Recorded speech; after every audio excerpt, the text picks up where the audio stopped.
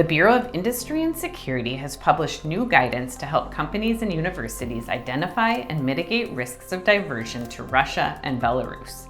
Diversion occurs when exported items end up in countries or with entities that are not the intended recipients. A significant concern, especially with the ongoing conflict involving Russia and Ukraine. My name is Kari Crane, editor of Shipping Solutions International Trade Blog Passages. And in this video, I'll take a deeper look at mitigating diversion risks. I'll explain the recent guidance issued by BIS, which goes far beyond just screening shipments against the entity list, and what you need to do to stay compliant. Before I dive in, be sure to subscribe to this channel. You'll get access to our Basics of Exporting videos offering practical advice for exporters and importers, plus in-depth looks at international trade news, just like today's video. There are several actions BIS says exporters should take to identify parties that are at a high risk of inappropriately diverting goods.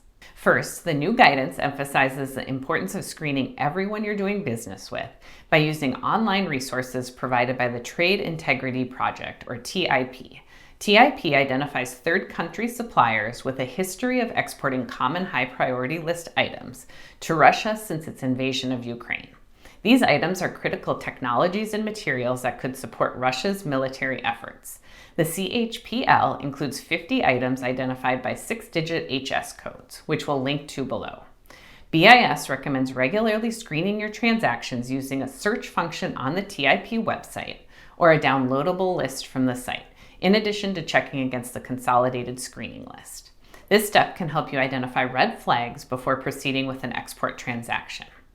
In March 2024, BIS also began issuing letters to companies containing a supplier list of foreign parties who have been diverting CHPL items to Russia.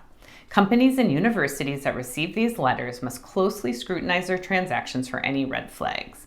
I'll link below to an article about watching for red flags if you need to learn more about what to be on the lookout for.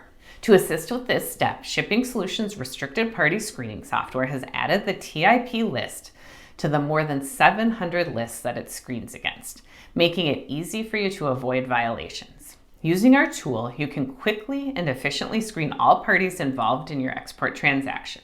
It's as easy as clicking a button.